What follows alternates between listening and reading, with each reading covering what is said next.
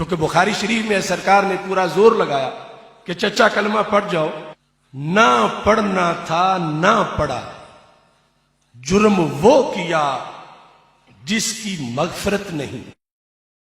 اے مسلمان دیکھ قرآن اور سمجھ دین نبی۔ یہ ایمان حضرت ابو طالب علیہ السلام سے متعلق پوری بحث کو پیش کر رہا ہوں۔ اچھا، ایک نہ جانے پتہ نہیں یہ بحث کیسے مسلمانوں میں شرائط کر گئی ہے کہ کسی اور سے متعلق یہ بحث نہیں پیش کی جاتی۔ اچھا، جو افراد حج پہ جا چکے ہیں ان کے تو ذہن میں ہوگا، اور جو نہیں گئے ہیں خدا انہیں جانا نصیب فرمائے۔ جب آپ حج پہ جائیں گے نا تو اب وہاں آپ کو متوع ملیں گے، تو وہ آپ کو یعنی جنت معلیٰ جو قبرستان ہے رسول خدا کے اجداد کا، کہ جہاں جناب ابو طالب ہیں، جناب یعنی خود جناب سرور کائنات کے جناب خدیجہ ہیں، ان کے بیٹے ہیں، جناب عبد المطلب ہیں، جناب ہاشم ہیں، اور یہ کوئی نہیں سوچ رہا کہ بھئی یہ نہیں یہاں پہ آپ فاتحہ نہ پڑھیں، یہ اسلام سے پہلے قبرستان بنا تھا، تو ہمیں بھی پتا ہے اسلام سے پہلے قبرستان بنا تھا۔ ہم سے نہ لڑو، پیغمبر سے لڑو۔ انہوں نے قبرستان کا نام رکھا جنت معلیٰ۔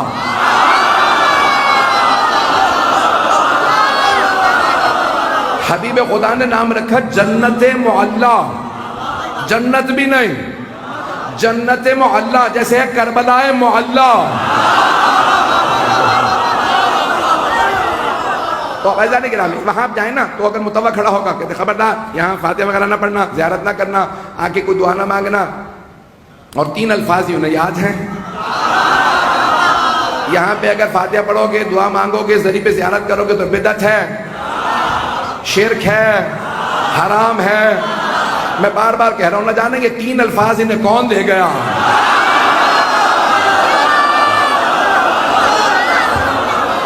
اور وہاں پہ آپ کو فوراً روکتے ہیں، تو اچھا بہت سے ہمارے مومنین جذباتی تو ہوتے ہی ہیں، بھئی یہاں کیوں دعا نہ مانگے؟ تو وہ فوراً کہتے ہیں نہیں یہاں پہ آپ منہ کر کے دعا نہیں مانگ سکتے، ذریعے کی زیارت نہیں کر سکتے۔ کیوں؟ کہا کیونکہ معاذ اللہ یہ کافر تھے۔ کون ہے یہاں؟ کہ جناب ابو طالب۔ بھئی کیوں؟ کہ نہیں یہ کافر تھے، اور کتابوں میں آئے کہ کافر تھے اس لیے زیارت نہیں کر سکتے۔ بھئی عزیزان گرامی اتنے بہت سے صحابہ جن کے باپ کافر تھے،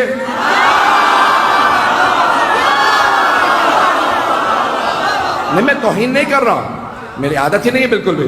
عزیزان گرامی بھئی کتنے بہت سے ایسے لوگ تھے جن کے باپ جو ہیں وہ کافر تھے، لیکن کہیں پہ ضد نہیں ہے، ضد ہے تو جناب ابو طالب سے۔ تو وہاں پہ متوع کھڑے رہیں گے، کہیں نہیں یہاں زیارت نہیں کر سکتے کیونکہ ان کی زیارت کرنا جائز نہیں، بدعت ہے، حرام ہے، شرک ہے۔ کہ کیوں؟ کہ یہ کافر تھے، اور کہا کہ بہت سی احادیث بھی پیش کی ہیں۔ کہ کیا؟ بھئی پیغمبر اسلام نے ان کو کان میں کہا چچا جان آپ کلمہ پڑھ لیجئے، میں روز قیامت آپ کی شفاعت کر دوں گا۔ پیغمبر نے کان میں کہا تو ایک بات تو واضح ہو گئی کہ شفاعت ہے، نہیں پہنچا سکا۔ تو وہ کہتے ہیں پیغمبر نے، رسول خدا نے جناب ابو طالب کے کان میں کہا، میں کتاب کا حوالہ نہیں دے رہا ہوں، آپ کو معلوم ہے کہ اس کی دل آزاری نہ ہو جائے کتاب کا نام لوں گا تو کتاب میں آیا، ہماری مستند ترین کتاب قرآن کے بعد وہ کہتے ہیں، تو اس میں لکھا ہوا ہے کہ رسول خدا نے کہا چچا جان، کان میں کہا چچا جان آپ کلمہ پڑھ لیجئے میں آپ کی شفاعت کر دوں گا۔ تو جناب ابو طالب نے فوراً پلٹ کے کہا بھتیجے میں اپنے اجداد کے دین پہ باقی ہوں۔ ہمارا عقیدہ تو پہلے یہی ہے کہ اجداد رسول خدا، اجداد معصومین سب کے سب با ایمان ہیں، تو اگر انہوں نے یہی کہا تو ہمارا مطلب ثابت ہو گیا۔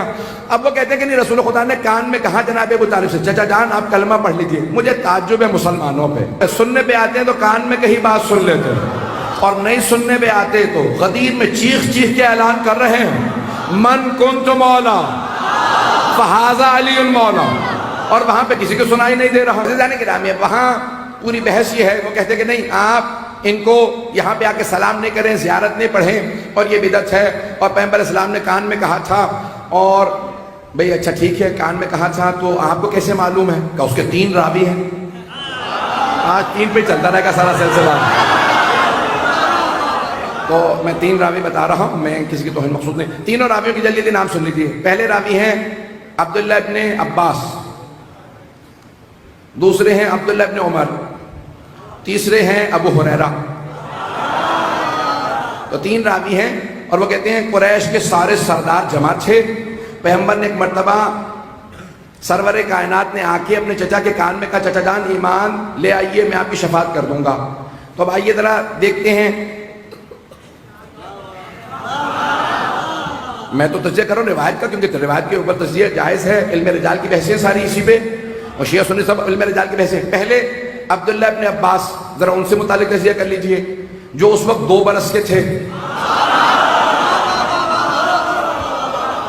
وہ تو روایت کر نہیں سکتے. یہ شاید آپ کے ہاں کراچی میں روایت 2 برس کے بچے سے شروع ہو گئی ہوں. تو آپ خاموش نہ بیٹھیے گا. وہ تھے 2 برس کے. دوسرے ہیں عبداللہ ابن عمر. وہ کہتے ہیں میں وہاں بھئی قریش کے سرداروں کا جلسہ تھا. قریش کے سردار جمع تھے تو آپ وہاں کیا کر رہے تھے؟ بھئی جب سردار جمع ہوتے ہیں نا وہ اوروں کو نہیں آنے دیتے اور اس زمانے میں تو اور زیادہ پابندیاں تھیں. پتہ نہیں لوگ ہیں یا نہیں. تیسرے ہیں ابو ہریرہ. وہ ابھی مسلمان ہی نہیں ہوئے تھے.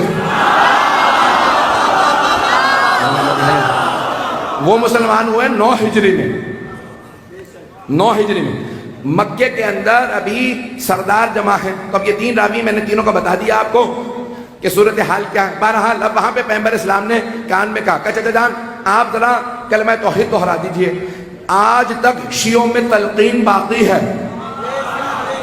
کہ جب انسان دنیا سے جا رہا ہو تو اسے فوراً کہو اپنا عقیدہ دہرا لو. میں مانتا تھا لا الہ الا اللہ محمد رسول اللہ علی ولی اللہ اور میں مانتا تھا کہ علی کے 11 بیٹے بھی امام ہیں. پہلے کا نام حسن اور روایت میں ہے کہ 12 تک سب کے نام دہراؤ اور ایک مرتبہ کہو کہ تم قرآن کو مانتے تھے سیدہ کو مانتے تھے. سارے عقیدے کو دہرا. تو دہرایا عقیدہ اس کے لیے جاتا ہے جو با ایمان ہو. بے ایمان کو آخری وقت میں نہیں کہا جاتا. پہنچ رہی ہے